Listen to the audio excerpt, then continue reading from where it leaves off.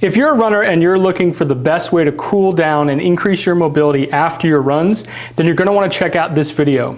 In this video, I'm going to show you the best stretches and mobility drills you can do to help you increase your range of motion, cool down properly from a run, reduce injury, and decrease your post-run soreness. Hey everyone, I'm Dr. Kevin Vandi, physical therapist and running specialist with Competitive Edge Physical Therapy. Thanks so much for tuning in. Now, many of you may know how to warm up for your run, but you may not know exactly how to cool down from your run. Maybe it's strides, maybe you just walk a half mile to cool down. But if you've been getting sore, or you've had a nagging issue, a stubborn problem where you get tight after runs, and you want to know the best ways to prevent that, then in this video, I'm going to be sure to show you ways you can loosen up your hips, stretch out those tight muscles, and make sure that you'll be ready for your next run without having the same amount of soreness or issue. So let's dive into the exercises. The first post-run stretch I'm going to show you is called a pigeon stretch.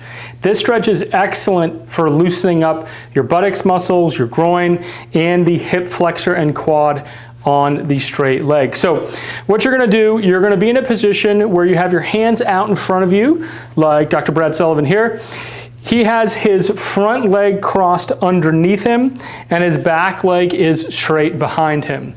So you're going to want to try to take this leg that's down and you want to make it as perpendicular as possible. So go ahead and lift this up a little bit, Brad.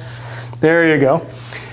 And then from here, what you're going to do is you're going to come up onto your toes on this back leg. So press up onto your toes. Perfect, and then lock the quad. That gets a hip flexor stretch on this side, while the side leg that's crossed is getting a glute stretch. You want to hold this for a minute on the right side and a minute on the left side as a great way to loosen up your hips and your hip flexors. The second stretch you're going to do after your run has a lot of names, but for this video, we're going to call it the world's greatest stretch. Why? Because it stretches a lot of things really, really well. So what Brad's going to do is he's going to have it be in a half kneeling position. So in this case, left leg half kneeled forward. He's going to come down and he's going to put his opposite hand, his right hand on the ground. So if your left knee is forward and bent, then your right hand is going to go on the ground.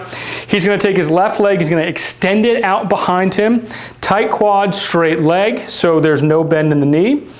And then what he's going to do is he's going to take his left hand, he's going to rotate all the way up and try to get rotation here at the torso. You're going to hold up in that top position. Now here he's going to feel stretch in the outside part of his leg and the front leg, the hip flexor here, and then in through his trunk and back down.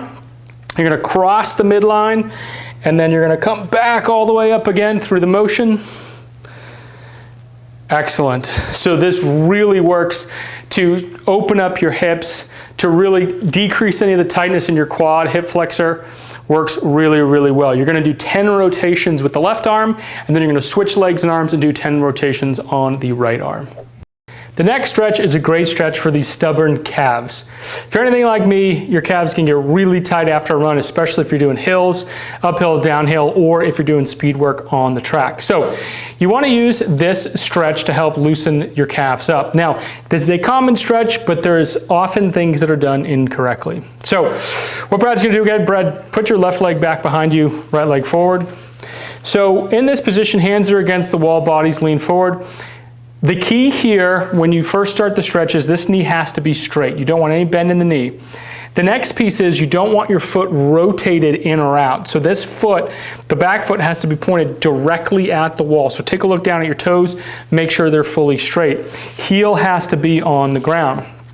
From there, keeping your knee straight, you're going to lean your body weight in until you feel a stretch down here in your calf. Now, because the calves are pesky and they take a while to loosen up, you want to hold this a minute to 2 minutes on each side. Just lean into the stretch, and as you gain flexibility, as that tissue starts to release, you want to lean further and further into the wall. But again, the key here is don't rotate the foot, make sure it's pointing straight ahead, make sure the heel is down, and if you need to, you can even do it on an incline to add a bit more stretch to this tissue. But the key, 1 to 2 minutes to get the appropriate stretch. The next stretch you're going to go through is a stretch for your hamstrings, the muscles in the back part of your thigh. If you're doing speed work in particular, this muscle can really cramp and get really tight. The problem is when a lot of runners do this stretch, they end up stretching a different structure. They end up stretching their sciatic nerve, which is a no-no. But what you really want is to get your hamstring muscle, and here are some keys in order to do that.